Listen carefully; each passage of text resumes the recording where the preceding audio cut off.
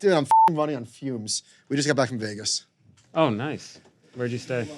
Cosmo. Oh, yeah. Like 12. Like I'm saying, we got back like 12 hours ago. Thank you. Like seriously, literally. Was there a conference there? Or? There was a conference for like wealth tech. Oh, cool. So it was mostly, some advisors, but mostly like technology companies. Wow. All right, so Neil, All of our vendors. So I know you're not like a huge individual stock guy. Tell me this doesn't sound like a classic mistake. The CEO of PayPal goes on CNBC last week. He says, we're going to rock your world. We're going to shock you with our innovations this year. And this is a stock that's already down 80% from its high. So he says that, which is crazy. He's a rookie CEO. He was never the CEO before of anything. And then today is the day. Wait, hold on. You're missing something. The stock moved bigly. Oh, well, sure. The stock went from 58 to 68. Yeah. So then today is the day. They unveil 7 things. I'm not even saying they're bad things. They're just not like rocking anyone's world.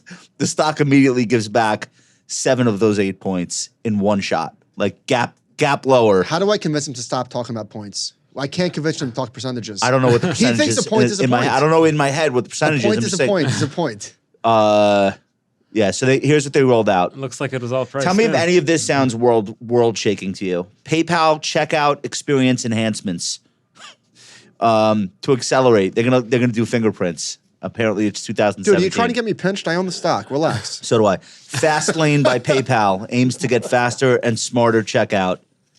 Smart receipts. Does that sound exciting? Advanced offers. That sounds like Groupon. So when you buy something, other merchants are going to be able to market to you over their platform. Revamp of the PayPal app, just in case anyone's still buying things on eBay.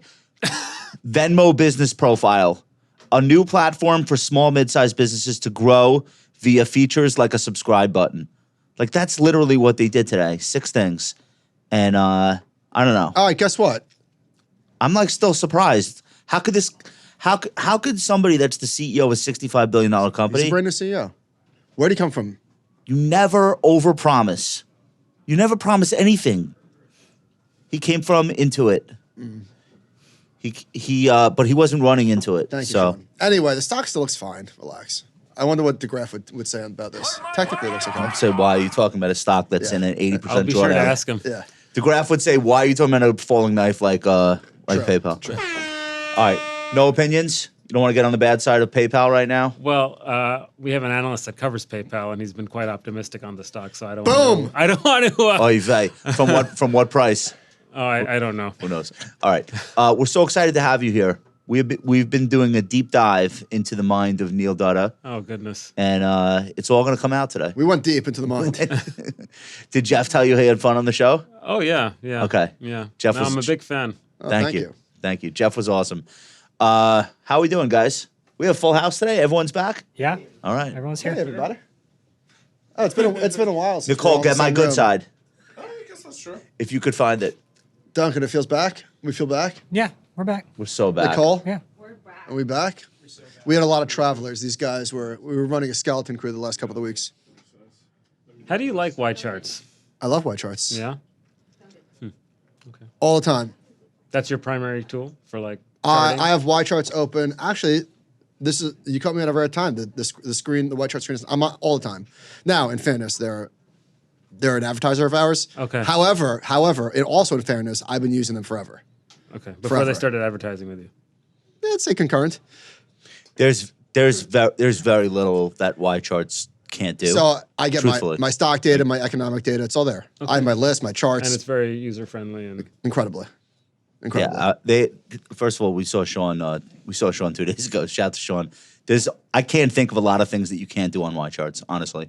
So if you're gonna have one thing open all the time, that's like the thing. There's some like heavy technical stuff that they don't do, but you're an economist. Yeah. Yeah, you wouldn't. I'm saying like I mean like You wouldn't stock, miss. You I don't wouldn't miss the consider- stuff they can't do. I mean stock technicals. Who cares? Yeah. So what did you think about the report this morning? It was good. You weren't surprised. No. How do they do that? How are we printing 3 point anything on GDP still? What are the ingredients that make that possible relative to where consensus is? Ramen. No, seriously, consensus was 2.3. Do I have So that right? most of the upward move was in the upside surprise was in trade and inventories, which are really tough to forecast. So Okay. that was, I mean, most of the folks going into that report were looking for a bigger inventory drawdown. We didn't really get it. Is that? But is that? I guess it could be interpreted as bullish or bearish. I think that's bullish because companies are Companies stocking don't- up to sell. They need to reinvest in inventories because they've been unsustainably drawn down. And then the trade stuff, we had a narrow trade deficit. But even if you strip that out, private demand was fine. You know how GDP gets like revised 3 times after, or how many times does it get revised It'll on be average? I mean, you get 3 cuts on 1 quarter. Okay, what within GDP tends to get revised the most? Like which component is the most subject to a second Inventories in and okay. trade. Why? Well, I mean, there's a lot of source data that comes out, and those data tend to be lagged. So you're making some estimations on, like, we didn't get the December data until after the Q4 numbers out. So there's a bit of that. Okay. So does that make it like way less useful for someone like yourself than it ordinarily would be? I think if you're going to look at one statistic within the GDP number every time it comes out, just look at private domestic demand. So look at GDP net of inventories, trade, and the government. And if that number, and it was fine in the fourth quarter, that tends to do a better job of telling you where things are going than the GDP number itself. So, I mean, it's not like it's all useless information. I mean, I think whenever the number comes in good, bears will always be like, well, that was last quarter. But there's actually some interesting forward-looking information within the report, and it's important to pay attention to that. You could still look at trend. You could still look at trend. Let's get John in here. Let's start the show. Yeah. Let's put a pin in this. We'll take the pin out in 30 seconds. Let's go. Let's do it. All right. Hey, John. Hey, Josh. What show is it? Compound and Friends, episode 137.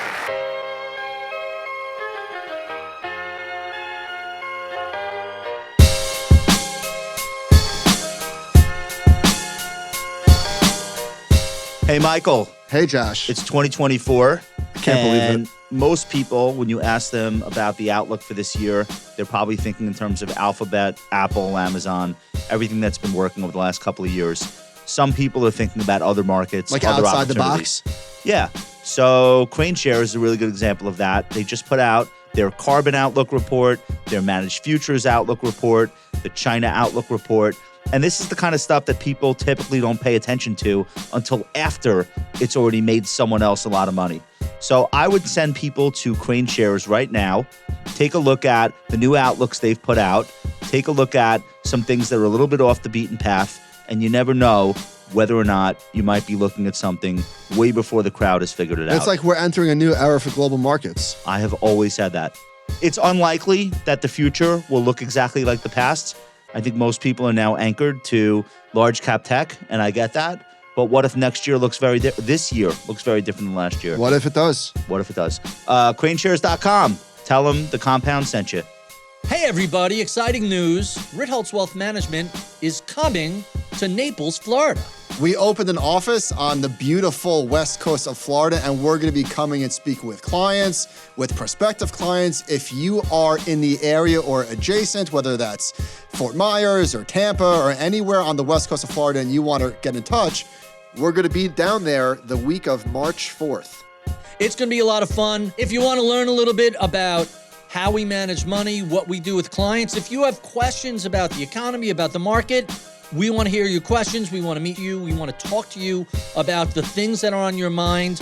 Reach out to us at info@Ritholtz Wealth. We're looking forward to seeing you in Naples, Florida. Oh my God. Number 127. I'm still amazed every time I hear the number. The number just goes up every week. Every time. We've done 127 of these shows. Today, you are in for a very special treat, ladies and gentlemen.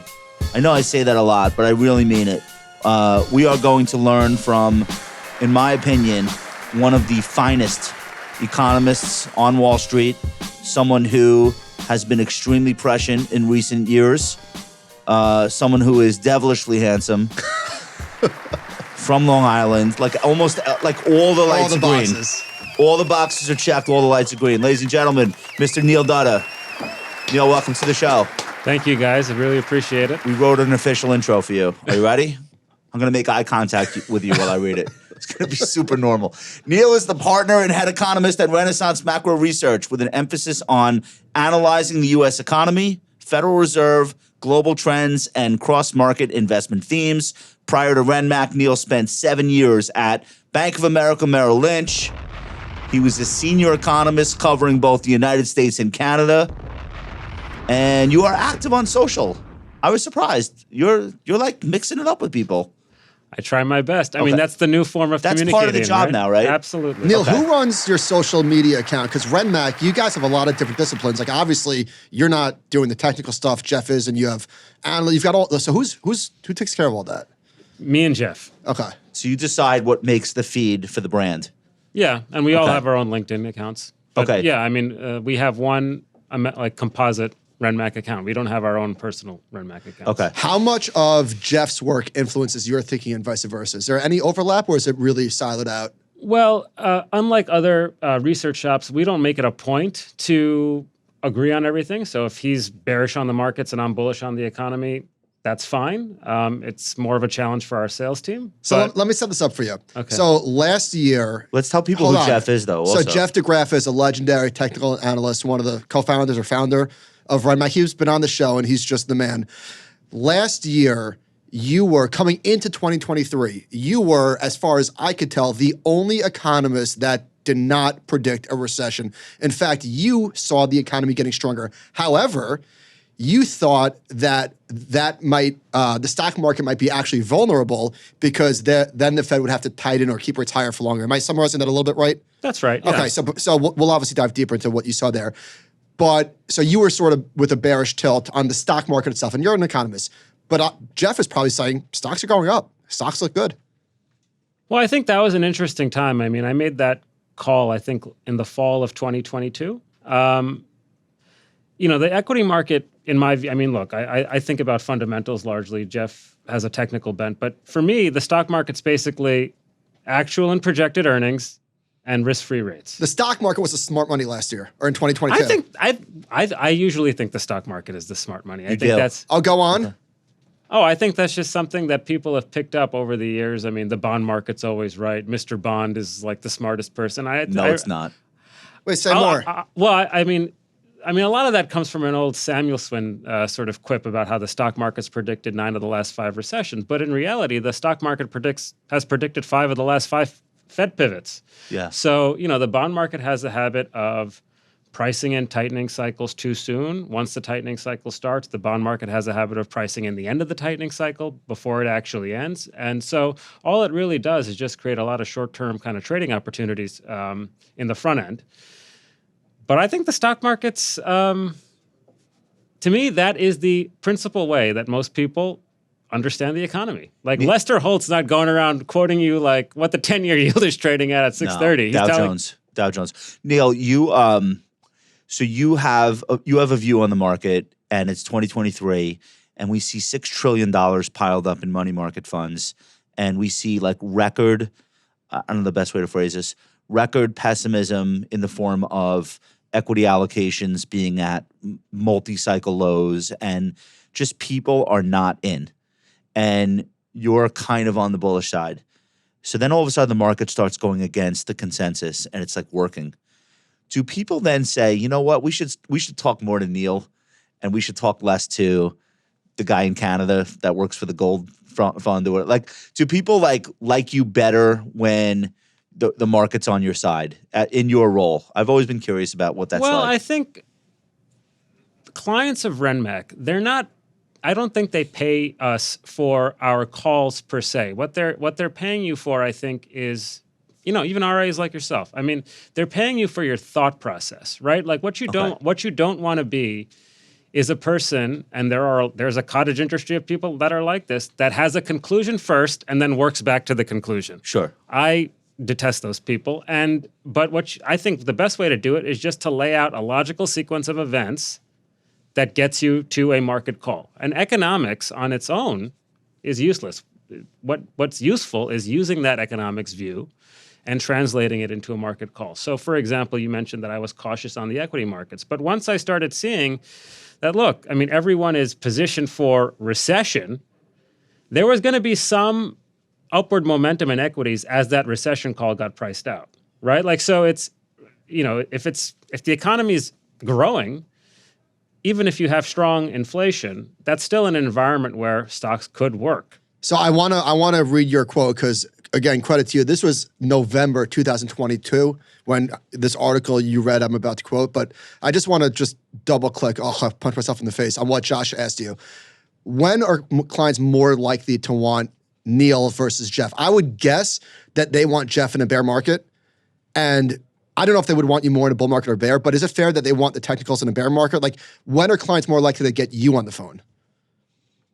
I mean, I think our clients always want to get us on the phone. That's my thinking, because they're always trying to understand what the thought process is. I mean, it is true that if I've had it does feel like, you've been doing a great job of like making my ego really go up today. Yeah. But if, I have felt as an analyst, like I'm on a heater at a craps table, right? Like, everyone was, and that's not going to happen forever. I mean, I will be wrong about many things going forward, and that's But fine. it's not just that you've been right, because there are times when you've probably been right, and a lot of other people have too.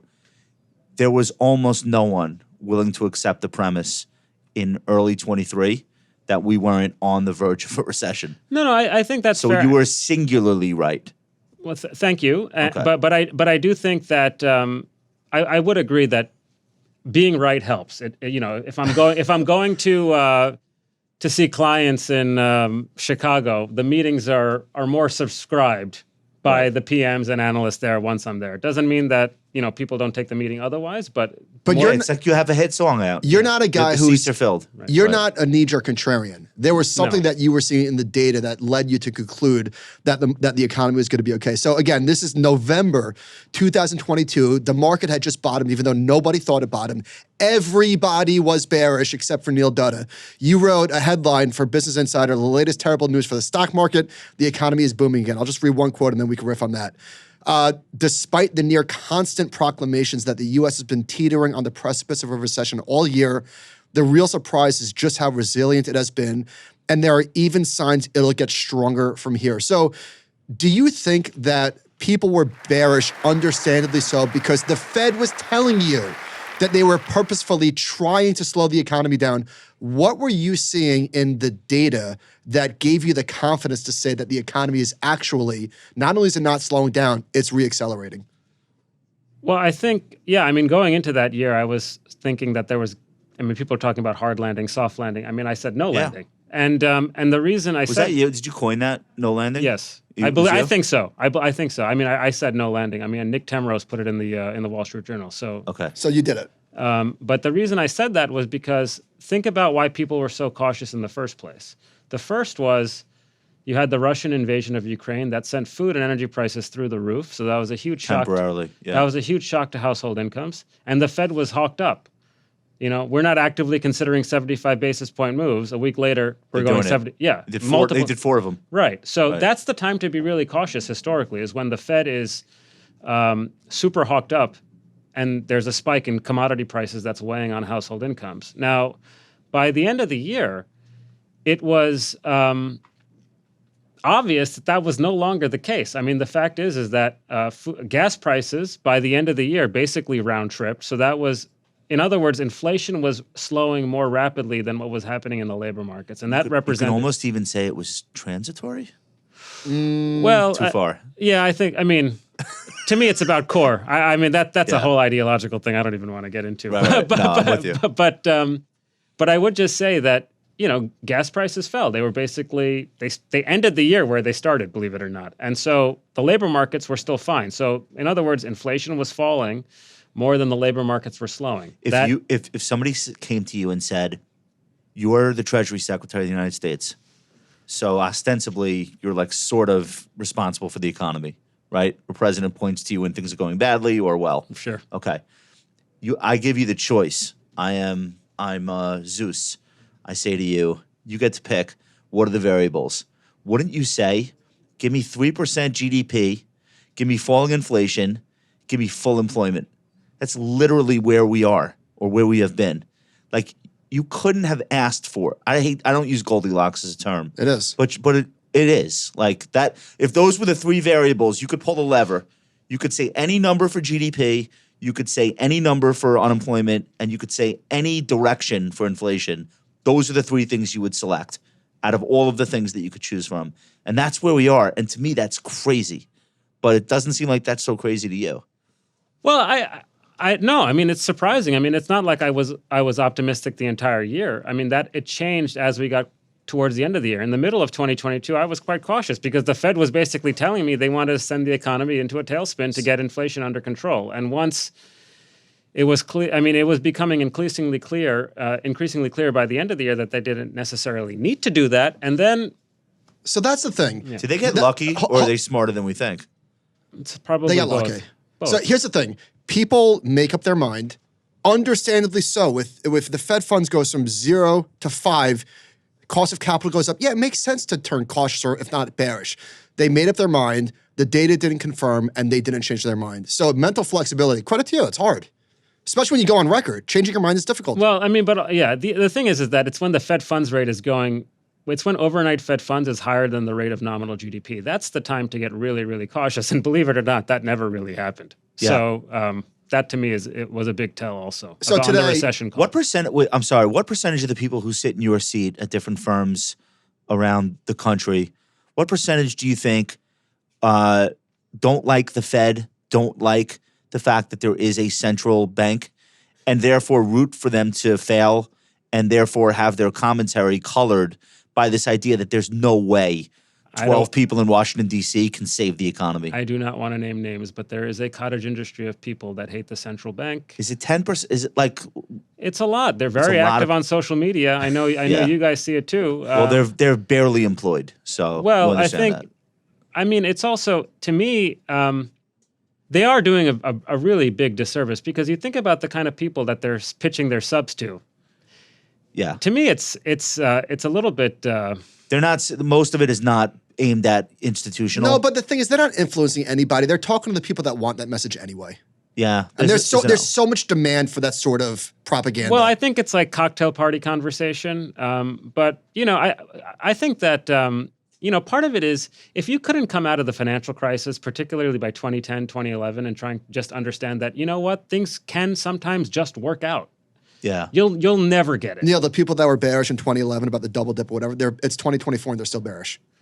Well, a lot of people that were that called the financial crisis or say that they've made their call on the financial crisis, they've been trading on that for the last 15 years. I know, it's so long ago. There's a guy putting out a book, and not to name names, he's like, he thinks I'm in on his joke with him. He's like, yeah, the book's going to come out. I'm really excited about it. He's like, knock on wood, we get a little market volatility in Q1. Know what I mean? I'm like, you. I don't know what you mean.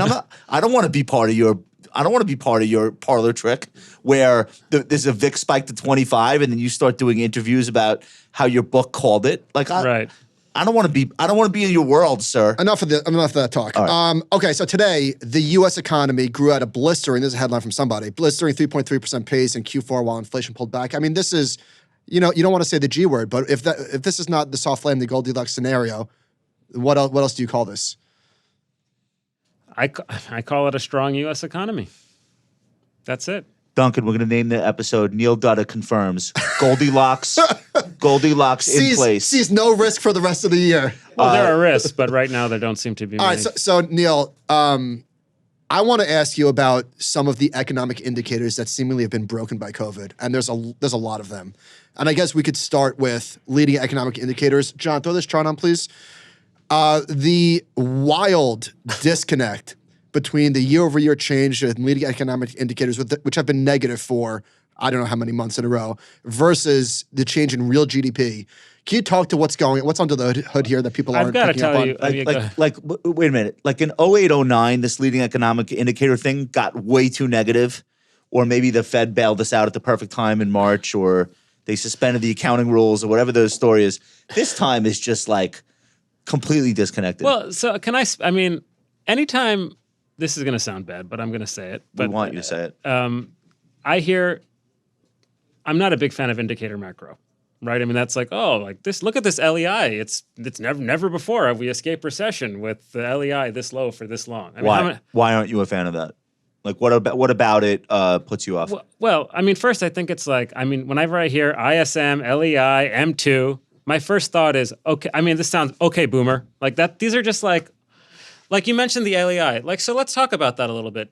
Do people even know that that indicator is actually revised after a recession? So actually, in the front of a recession, it tends to waffle. Wait, what? Yeah, that number. So the Conference Board took that data point, I believe, from the Commerce Department. Okay. And it's not like the components in that number are the same from cycle to cycle. So after each cycle, there are new components. Some of the components that are there are reweighted, refitted, and then voila. Well, that's cheating. Bingo. But more importantly, let's talk about what's happened more recently, right? Like the leading economic index, it's very manufacturing sensitive. Like things like the manufacturing work week are in there. Things like consumer durable goods are in there. Hold on. So if you're like, oh, the Boston Celtics have never gone to the second round and not won Game 7, it's like, okay, but it's all different players. Right. Okay. So they're taking new components, putting them into it, and people are using this on a backward-looking basis to say, this is how things react. That is part of it. But I would just say that, again, we had a very unusual recovery and recession. We shut the economy down. People were shut in. They bought a lot of stuff. Yeah. If you buy a lot of stuff, that's going to juice the manufacturing sector. That'll show up in LEI disproportionately. There's no evidence. There's nothing in there about services. So as you have goods coming down and people spending more on experiences going out. It's not an LEI? No. So this is ISM manufacturing PMI, another indicator that people point to. Economic activity in the manufacturing sector contracted in December for the 14th consecutive month. So people that are looking at this, just talk a little bit more. What are they getting wrong? Well, manufacturing activity didn't actually contract for the 14th consecutive month. 300 purchasing managers think that manufacturing activity. It's a survey. I saw a comment from the CEO of Fastenal talking about how the PMI was below 50 for 14 months, and he was making a point about, well, in our business, that's really tough. Like, if that's what you're getting your analysis from, that's a problem. Manufacturing production last year, December of 2023 versus December of 2022, actually rose modestly, like 5%. No. Well, wait, why are you able to determine that and everyone else is looking at this bullshit? Do they not have the same data sources? Well, no. The industrial production data are released, I think, around the middle of each month for the prior month, and that's from the Federal Reserve Board. It's not the ISM is a useful, rough and ready indicator. Obviously, Alan Greenspan loved it, back in his time, but it's not a substitute for hard economic data. So you think the people answering this question are the same numbskulls that were answering like the sentiment data and showing why? Well, all they're asked, Michael, is just, are things going up, down, or sideways relative to the last month? And you can't, you'll be surprised. How many people do you see putting up charts of the ISM manufacturing versus year-over-year manufacturing production? But that's actually not what it's measuring. It's measuring growth in relation to the last month.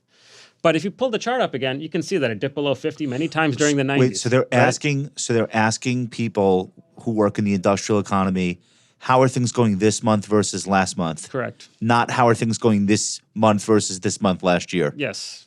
Okay, and the people reading the chart are reading it like it's an annual growth up or down. Okay. Well, year over year, yeah. Year over year. But as I say, actual manufacturing production did not, in fact, contract in 2023. So when you say, okay, boomer, so you're pointing out like there was a moment where Alan Greenspan was fixated on ISM. Therefore, if you were a 25-year-old economist working on a Wall Street desk, and today you're 65, but you're still stuck with what was relevant in your day. It's an outdated toolkit, in my view. I think it's an outdated toolkit. No, none of those indicators are a substitute for how you think about how you should a proper thought process. If you're doing your job properly, your thoughts should lead those data points. What do you say? Wait, what do you say to the person though who says, "I could change my indicators every 3 years to stay current, but all I'm doing is moving the goalposts"? Like, what are the things that always matter? To me, I think it's looking at the biggest risk to the economy are when excesses in the real economy start translating into excesses in the financial markets. That's when you have big problems. Okay. That's not what we have right now. Right now, we have inventory still pared to the bone. We've had essentially a very sluggish business investment over the last year, particularly in equipment. Obviously, housing is not doing great. I mean, resale inventories are very low. You've seen some activity for builders, but where's the excess? I'll tell you, $2.6 trillion in private equity dry powder. The excess in money market funds. People running businesses being chased down the hallway by private equity. That's an excess, a clear excess. They've discovered wealth management. I can tell you that.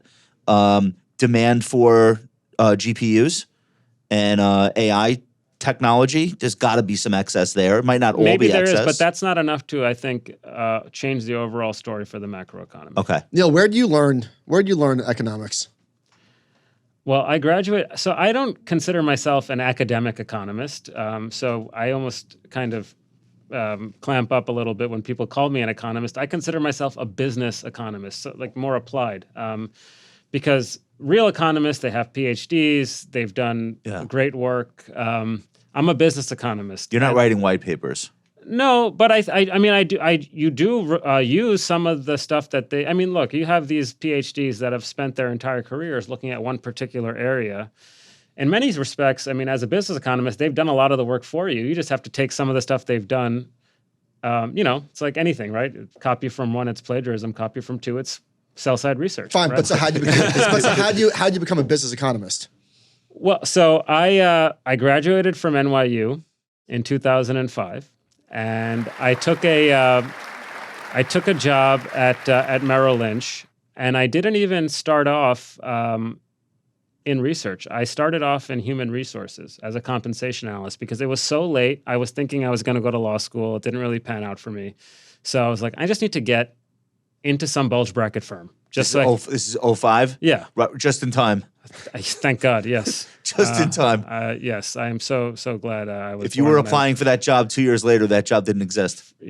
Okay, no so you got in the door. Yeah, I got in the door. Who's the chief economist when you start? Is it Rich Bernstein or No? It was David Rosenberg. Oh, okay. So I was a HR analyst basically for a year, and the good thing about being in HR is that you kind of know where all the job openings are. And so there was an opening on David Rosenberg's team as an analyst. And you had inside information on this and role. so I applied and I got the job. It was, it was easy enough. You just go from one cost center to another. Anyway, I started working with him. And obviously that was an exciting time to be working because, Rosie, he called it. He nailed the crash. He called Absolutely. it. And so being on his team was I was lucky to be there. And then, he left right as the market bottomed, basically in early 2009. And then I worked with Ethan Harris. It was a good learning experience. So I have a lot of practical experience, not a lot of academic experience. But Rosie was like a marketing machine. He was always on the phone, Breakfast always on with the Dave, road. the newsletter. Oh, sure. I mean, all of that.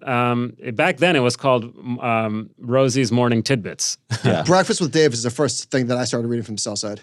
In like 2010, I started reading. Yeah. I mean, that note, he's had that morning note forever. And but he was a marketing machine. And that kind of showed me one aspect of what a sell-side research economist should do. And then Ethan Harris, he came to Merrill. He was from Lehman. It was a big fixed income shop. And Ethan has, he has a doctorate, and he's more of a. I read all his stuff. He is not a marketing machine. Here's the facts. Yeah, he's a very good economist. Yeah, in my view, he's probably one of the best. Yeah, and he's very good about. He's not going on Dancing with the Stars. No, he's not sitting with Maria Bartiromo. He's a sober, serious analyst of the economic and one of the things that he taught me was just that this business is about picking your spots, like weighing probabilities and then choosing your battles. What does that mean? Like deciding. Don't always be out of consensus, right? I mean, so it's like that. That's important. I mean, you can't just be. I mean. You can't just be contrarian for the sake of being contrarian. You turn into the boy who cried wolf eventually. Right, exactly. Nobody takes you seriously. You'll get a lot of headlines for doing that, and then you'll also have to apologize a lot. Right. Right. I mean, in many cases, the people doing it are usually negative, and in an up market, like, who cares? Yeah. So, all right, let's get back to business. So, one of the things that I don't think anybody could have predicted, maybe you did, was that the consumer just wasn't impacted.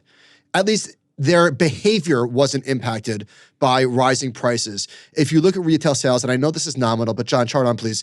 It's just wild to me that this relentless rise, they ate all of the price increases and they just didn't stop spending. When we say the number, retail sales. So what was it on trend before the pandemic? Retail sales seem to have bottomed in the heat of the pandemic at sub 400 billion, which was obviously abnormal, but then is now way above trend. It's at 615 billion. These are huge, huge numbers above trend. Like, it doesn't seem sustainable. A person that knows nothing looking at this chart, it almost looks like the whole world has changed. Do you read it that way? Well, I think it's sustainable in some respect because you have continued economic growth and continued nominal income growth. So that should support continued The trajectory, not the absolute level. Like, it can't really rise the way that it's been rising for much longer. Well, what you see is a level shift up initially. Yeah. And then a more stable pace of growth thereafter. We consolidated, breaking out again. So it's not going back to the trend before the pandemic. So this is very simple. People are not going. They're not going to change their spending habits unless they lose their jobs. Would you agree? Yes. The boomer, the person wearing the boomer economist hat would say, this is a function of money supply. Money supply is contracting, will contract further, and therefore that retail sales number will be trending lower soon. But the money supply number, that's like a choose your own adventure indicator, right? There are times when money supply goes up because of reasons of safety. There are times when money supply goes up because of reasons of like additional liquidity into the economy, right? Like one of the reasons why M2 is up is because people have a lot of checkable deposits when that money. So it's, to me, I think if you just look at what's happening with bank lending, with consumer appetite for durables, it's okay. I don't think that. I'm not particularly concerned. Is retail sales or consumer sentiment a coincident indicator in your mind, or is it something that contains something useful about the future? I think consumer spending is a useful forward indicator because consumers tend to be forward-looking in their spending behavior. If you think that you're about to lose your job, you're not going to go out and spend money. Okay. So your former employer, Bank of America, Carl Quintanilla tweeted this. They said, recently the word vibecession has been a hot topic. All credit to Kyla Scanlon, that's me, not them. Referring to a period of strong economic data but lackluster consumer sentiment. We think that term may have run its course. We look for consumer sentiment to continue to improve this year. John, Neil's chart on, please. So this consumer sentiment, which was seemingly broken all of last year, the economy was fine, people thought it was going to shit. This is just inflation, no? I think... I agree with B of A that it's, rest in peace vibecession, but I don't like that term because it's not just vibes. People did feel worse, right? Because of higher prices. Absolutely, right? If you wanted to forecast U of M consumer sentiment, you could basically take three indicators: claims, gas prices, and equity markets. You can use those three things to more or less get you close to what the number is going to be. So we know that even though labor markets have been tight, the stock market up until recently has been quite sluggish, and gas prices up until recently were quite elevated. There's an element of this also that's demographic. Just like who responds? Well, so we know the surveys are being responded to by older people, but in terms of the vibes, there was like a black mood. There was like a black mood on the part of people on social media like all year, like young people, super pessimistic, probably because they were the first people fired at Meta and all these companies that were like getting fit. So there was a lot of that going on. And then there's the political stuff. Like the political polarization has to feed into sentiment in some way. That is true. But I still think that, one of the things I've always learned is up is up. It's going up, it's a good thing. And so, my suspicion is that it'll keep going up. Let's talk about the labor market. So this is definitely going in the right direction. I'm talking about wage growth tracker. This is from the Atlanta Fed. John, chart on, please. So overall wage growth, real wage growth was actually negative for quite a while, but that's turned positive, which is great. But even better, remember of course you remember, in 2021 specifically, the biggest story in the labor market was, John, next chart, the best way to get a raise was to get a new job. This was a lot of cause for concern for the wage spiral that never came to fruition. Right. This went all the way up, and it's not quite come all the way back down, but this is certainly the Fed's got to be happy about this. This is like tied in with jolts, and it was like everyone was quitting and getting an instant raise. Well, and I think one of the things that I've noticed recently is that, obviously fewer people are quitting their jobs relative to a year ago, and that's taking some of the pressure off of wages. But that's also lifting productivity. It's hard to establish labor productivity if everyone's quitting their jobs every 6 months in search of a new one. Yeah. So the fact that people are kind of staying put, that's helping labor productivity, which in turn takes pressure off of inflation. So for example, in the fourth quarter, we had GDP growth of around 3%. And that quarter, total hours worked in the economy didn't even grow 1%. So you're talking about labor productivity growth of a little over 2%. Where do you think that's coming from? Well, as I just say, I think part of it is people just staying put in their jobs. If you're attached to your job longer, you're going to get more productive in that seat the longer you. Claims seem to be plateauing right now. I shouldn't say plateauing because that means they're about to spike, but they seem to be like 200,000, on a rolling basis. Like every month, so 202, 204, 198. That's good. Like that's kind of where you. Yeah, I mean, you see all sorts of like analysis showing like, well, the take-up rate isn't as high as it normally would be. What's that? Is people like splitting hairs? You mean? Yeah. People it's fewer people are eligible, therefore it doesn't mean as much. And I'm just, again, it goes back to like rule number one of business economics: up is up, down is down. If jobless claims are low, that's good. If they're going up, that's not good. Okay, so right now they seem to be like kind of pinned. Yeah, the layoff rate is low. I mean, we have seen a lot of layoff announcements over the last several weeks, but believe it or not, you saw a lot of layoff announcements this time last year too. So they're all in the same two industries. They're all in media and tech. That's it. Yeah, it's hard to know. Right, it's hard to know ex ante whether that's the start of something more onerous or just a seasonal thing that happens. I was just saying to you, like Home Depot is not announcing mass layoffs. Trucking companies are not announcing. Yeah, it's been contained to trucking companies are signaling more growth ahead, I think. Right. So it's Sports Illustrated, which is really noticeable, anecdotal. Everyone knows the brand. Everyone's sad about it. That doesn't translate into the unemployment rate. It's tech, media, and startups that were overfunded. Yeah. So where do you think the Fed is today in relation to the economy and rates? So if you look at the CME target rate probabilities for the March 2020 meeting, just a month ago there was a 75% implied probability that they were going to cut, and now that's all the way down to 40%. So the market is suggesting that the Fed is going to actually stay put in March. How much? Like obviously, the stock market has discounted rate cuts for sure. Mm-hmm. At least I think. Where do you think the Fed is today? So I think right now, in my view, I think people are kind of conflating the timing of the first rate cut with how many cuts the Fed ends up doing, and I think those are two separate conversations. My own view, and I know that it's not the consensus, I do think the Fed will go in March. I think they'll go in March because I think inflation is cooling a lot more rapidly than they think.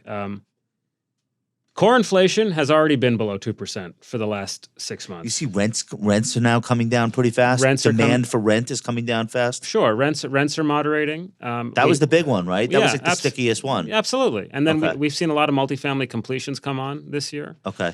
And I think inflation expectations are also cooling because people are paying less for gas. And I think they're also not paying as much for food. Neil, in a world without the stock market, maybe a cut would be a no-brainer.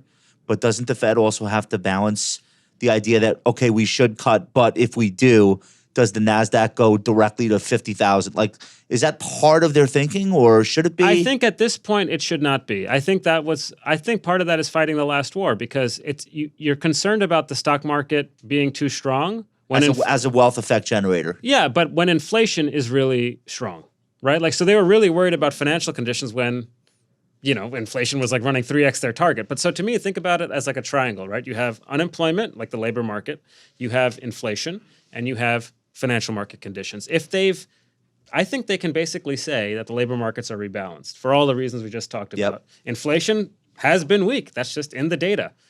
So why should they care if the stock market goes up? Because they don't want to. Can I answer?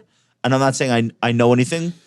This is what the answer would be to you. the Greek chorus would chime in at this point and say, because they don't want to undo all of the progress that's been made and open the floodgates to a repeat of late 70s. And that's the boogeyman. Yeah, but a rally in the stock market's not going to keep inflation. Concurrent with mortgage rates falling and renewed demand for housing, which we're seeing. I think it can. I don't think rents will turn around that quickly. Inflation by its nature is a very, very slow-moving process outside commodities. If the Fed lowers rates, the IPO window opens, the stock market goes nuts, housing activity booms, you can get another reacceleration of the economy real quick with an overheating. But let me ask you this. Well, wait a minute. Do you agree with that or no? I don't think it'll happen as quickly as you're saying. But I think what you're talking about, I don't necessarily disagree with you, but I don't think that keeps the Fed from cutting. It just keeps the Fed from cutting a lot. But let me ask you this. Has there ever been a scenario where the stock market is at an all-time high, GDP is growing, retail spending is high, the labor market is relatively tight, and the Fed cuts? Has that ever happened before? Why would they cut? I mean, 95, 96, you had a recalibration of policy, and the stock markets did reasonably well. So Lagarde just said, confirmed the first cut is this summer. She's like being more explicit, I guess, on the timing than our Fed. I mean, that serves as confirmation that they're probably not going to move disparately from each other. Well, I think the ECB probably needs to cut a lot more than the Fed will have to. Why? Their economy is very, very sluggish. Yeah. Let's talk about housing. So you shared a chart with us that shows builders' sentiment against new home sales. Describe this odd situation that we're looking at. Well, it's interesting. Home building stocks have generally been on a tear over the last amazing year last year. And it's kind of interesting because obviously rates are quite elevated. So it's a supply story. Well, there's no competition in the resale market, and builders are in the business of selling homes, and that's what they're doing. And so, yeah, my own view is that, you should see new home sales rise for a few more months. But I do think if the Fed starts cutting and mortgage rates come down and the curve is a bit steeper than it is now, you should see mortgage spreads compress, and that could unlock a lot of inventory in the resale market. People might feel a little bit better about putting their home up for sale. But it's not going to offset demand. No, I don't think so. I think demand will be there, but builders will be facing more competition. Do you think we have to just permanently get accustomed to a world where housing inventory ricochets between 1 month and 3 months, and this is just what it is now? It's like a different world. We're chronically underbuilt, so yeah. I think it's going to be. Inventory is going to be a persistent problem. Logan Motoshami said we're short 6 million homes that we should have because of the lingering effects of the crisis, something like that. Seems like a really big number. I don't know if that's. I think that's on the high side. So maybe he said 3, and I just made that up. But we are in an excess sort of units for demanded. I was talking to somebody the other day, and she said that she was really eager to buy a home now before rates start to come down because she's afraid, probably rightfully so, that there's just going to be a flood of buyers lining up. We've seen it multiple times in the last year. If you get a modest decline in mortgage rates, you see a big pickup in purchase demand. You just saw that last week, right? Yeah, you saw it, and also this time last year. Okay. All right, rent. We just spoke about that, but John, chart on, please. Rent is coming down dramatically. This is objectively good news, no? I think falling inflation, given where it's been, is good news, yes. Do you think it's possible, or of course I don't think it's possible, how likely in your estimation is it that if we were to get a recession in 2024, that it's going to be from the delayed impacts of higher, tighter cost of capital? Or do you think it's going to be something that we don't see coming? I think it's going to be something you don't see coming. I don't really buy much into the long and variable lag story. I think the lags are actually short and quite predictable, and you see that with how people behave with respect to housing, right? Rates come in a little bit, and the activity starts up right away.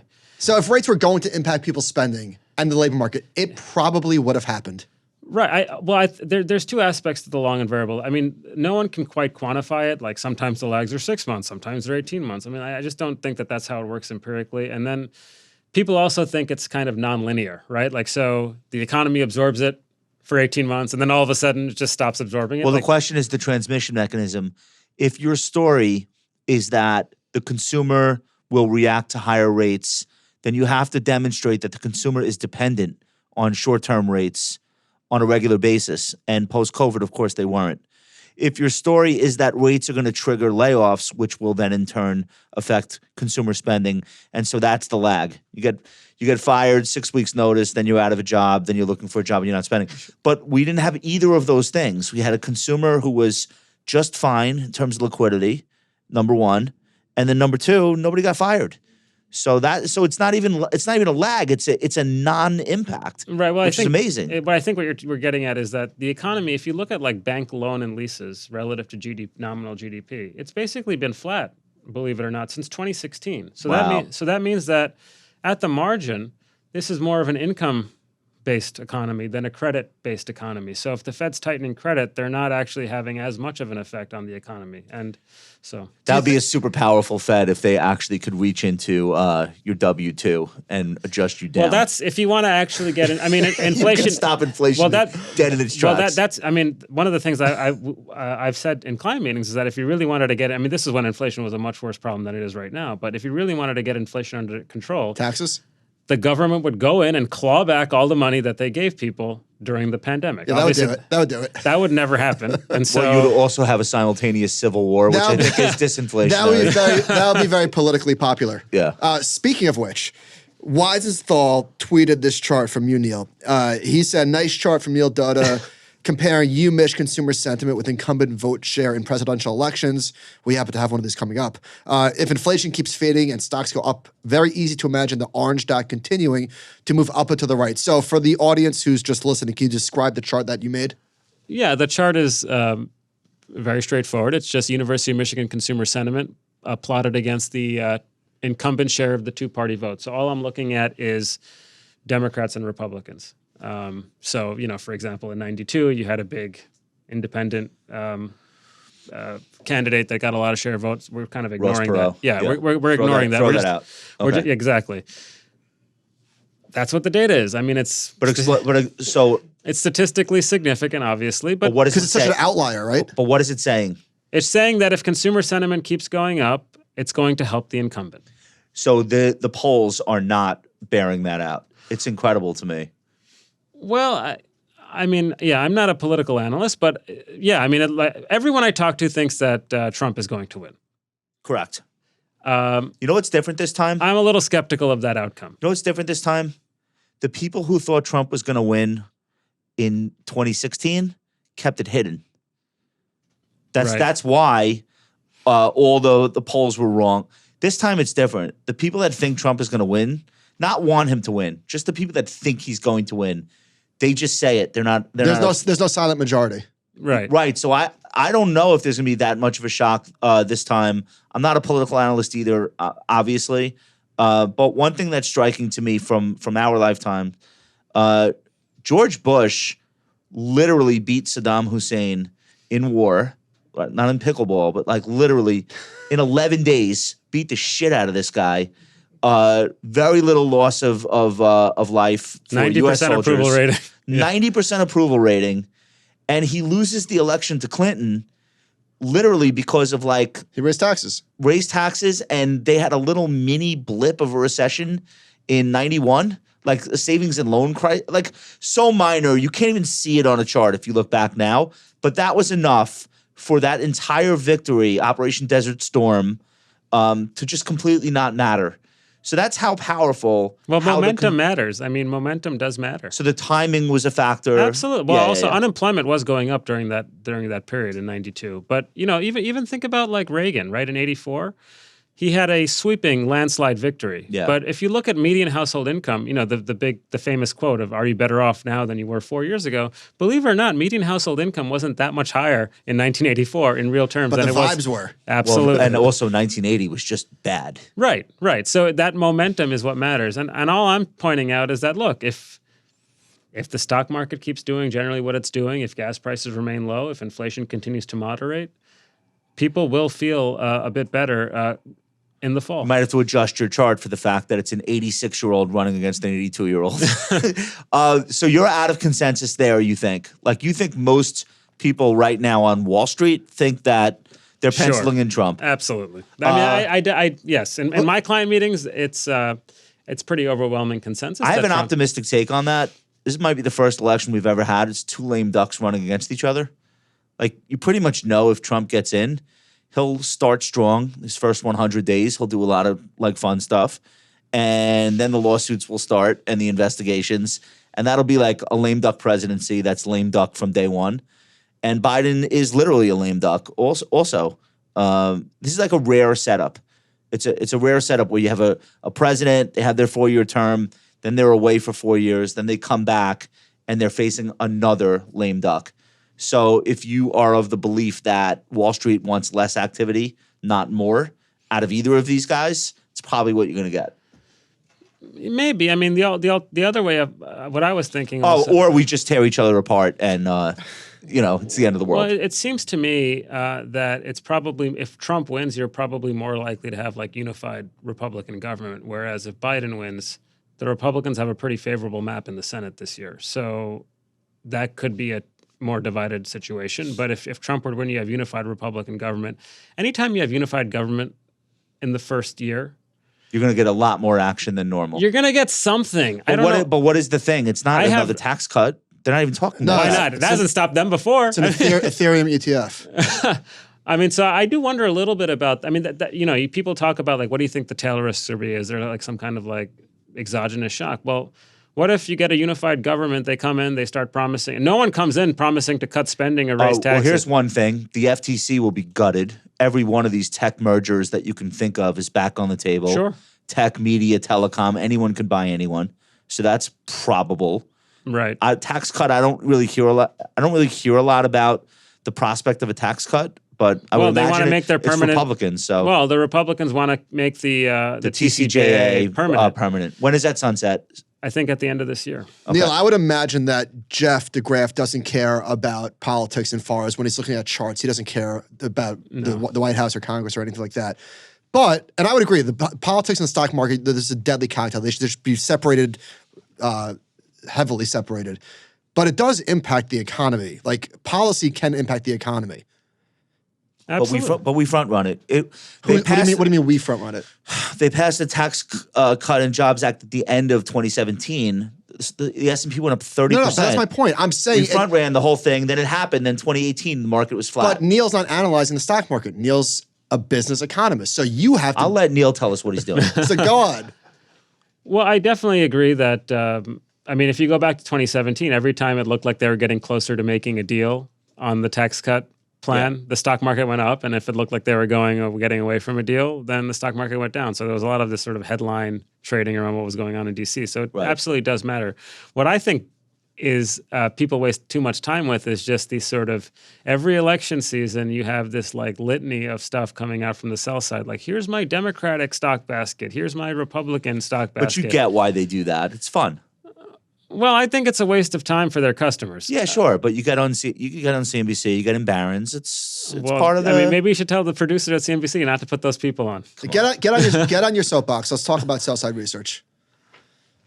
And be very personal. No, I can't do that. We're just. What about it? I mean, I've been on the sell side my entire career. So generally speaking, just kidding, but generally speaking, what's the issue with sell side research today? Because a lot has changed. I think one of the historic complaints about sell side research is that everyone's bulled up and everyone's trying to promote the banking business. That does not seem to be the state of sell side research today. I feel like people have been more bearish than bullish, but maybe I have that wrong. Well, I think there's also a lot of independent sell-side research that's come up, right? So I think that's a big part of it too. And so, in many cases, those people that are on the sell side, they don't even have banking relationships. They don't have, right. It doesn't matter at all. Yeah, none of that stuff matters for them. They don't go on these road shows and things like that. They're just putting out research. And so I definitely think that it's been more democratized. Like anybody with a laptop and a bunch of emails can start sending stuff out, and you have Substack and whatever else, and people can do all that. And so I think there's been some benefits to that, but it's very noisy. I mean, you have lost a little bit of the gatekeeping as a result. Was the gatekeeping good? Should there be more gatekeeping now, or should best ideas win and let it be messy? Let it be messy. I'm more of that frame, but again, like that's perfectly frank. That's at my own personal cost, right? Because the more you democratize that, I mean, if you look at what the street pays for research now, it's substantially lower than it was 5, 10, 15 years ago. But it's also being paid for differently.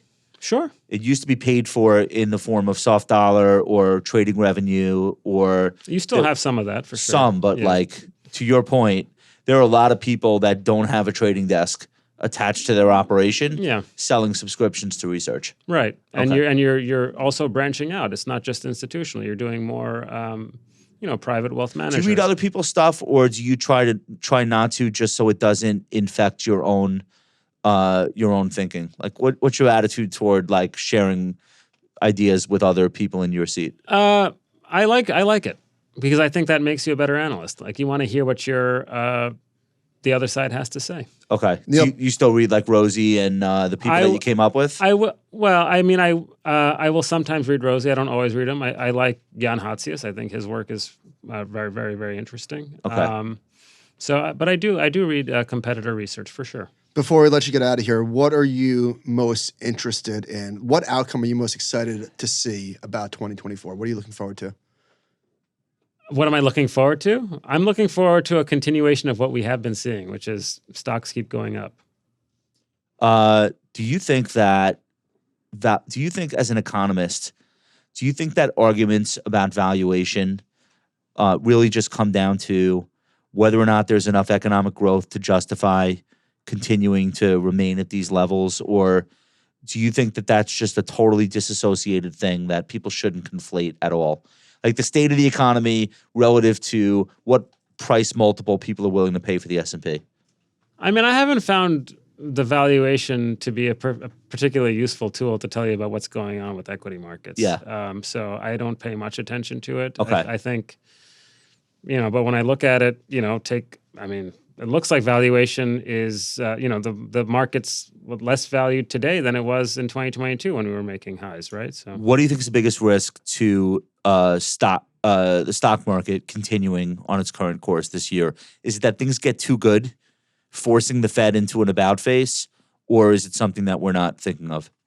I think the most obvious one is that you basically have inflation reheating more quickly than people expect, and as a result, the Fed will have to step back in and take. So it's not the scariest risk; it's the one that you think is the most likely. Yeah. If you had to like force rank all the things that could go wrong, that's the one that you think is the highest probability. Yes. I think Michael's on the same page.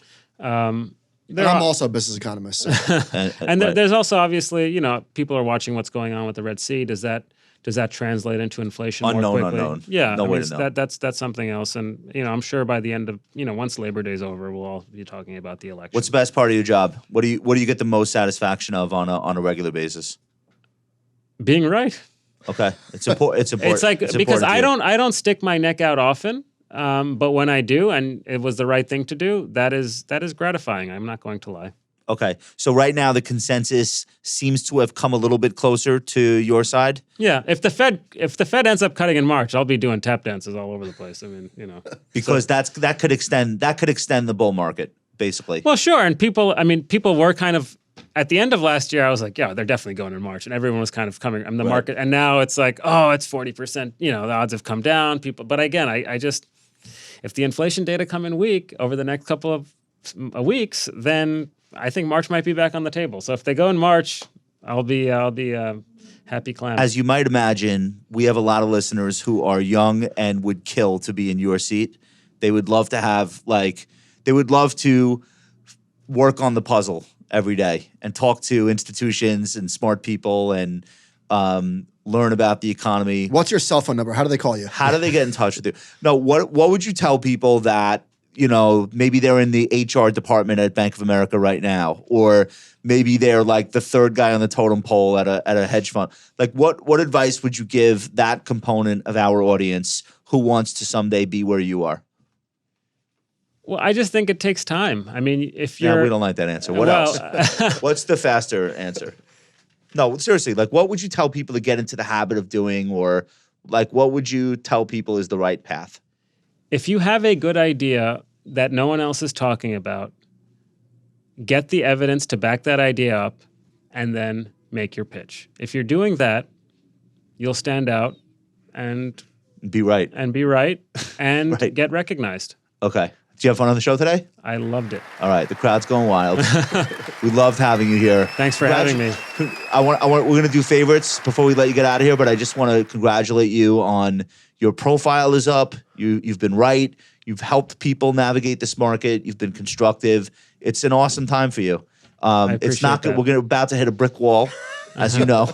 No, it lasts for however long it lasts. But I hope you're having fun. Are you going to do a book? Like, how are you going to parlay this? Because now is the time. You don't want to. I don't. I mean, I would love to hear how you think I should parlay it. I mean, doing stuff like this is, it gives me a lot of I satisfaction. got a 3-point plan for you. But You have to do listen to me. You have to. You don't even have to write it. We'll get an AI to write it. You have to do a book right now.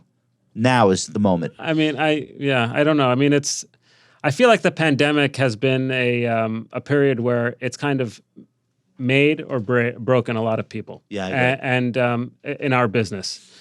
I mean, you had people thinking that things were just going to fall off of a cliff in the spring of 2020, and it didn't. And, I remember in the middle of April 2020 basically saying, no, it's bottomed.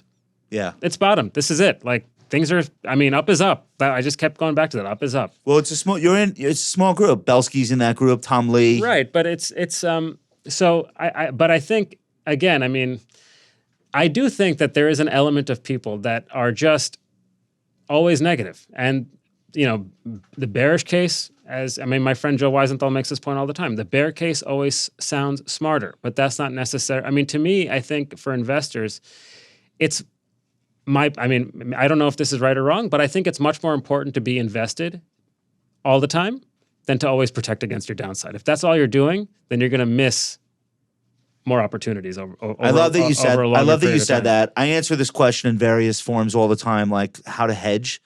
Well, just don't. The portion of the money that you need, don't invest it. That's the hedge, and then the rest. Hey, you're at risk. You could change the type of risk, but you're still at risk Neil, if you're invested. The bearish inclination, it's self-interest. I think there's a much larger audience of potential clients that will pay you to protect their downside. It's very simple. Nobody needs you to tell them that everything's okay. Yeah, maybe. But I mean, well, if I tell you, it's a cynical view of the world, but it's true. Right. if I tell you over time GDP grows, over time incomes rise, over time the S&P 500's up 3 out of 4 years. Yeah, then why do I need you? Then Tell me something else. a lot of times the real value is being out of consensus and bearish. Like that's like where. But the opportunities for that, I mean, in many cases, when you do that, you're wrong, Yes. and then spectacularly right. And then, you do the book. Well, that's the Now thing. you- What now I you- don't want, we talked about earlier in the program about how a lot of these folks are right about one thing. Yeah. In 2008. Well, I mean, there's actually research on this. People that have been right about one big thing are usually wrong about most everything else.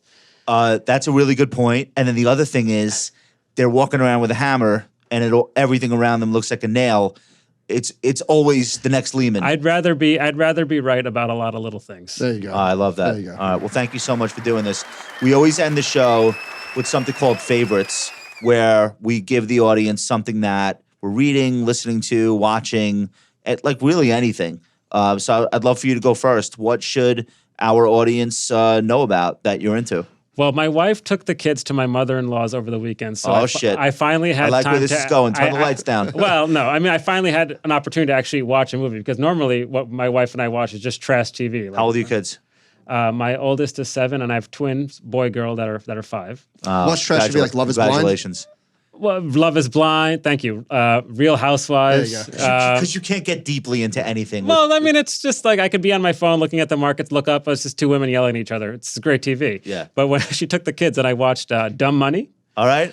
which All I right. really liked, and Yeah. I finally got around to watching The Case Against Boeing on Netflix, which I thought was fascinating I didn't see that. because Scott Kirby, who is the CEO of United Airlines, he came out, I think, in the last week, and he's like, well, what do you think went wrong at Boeing?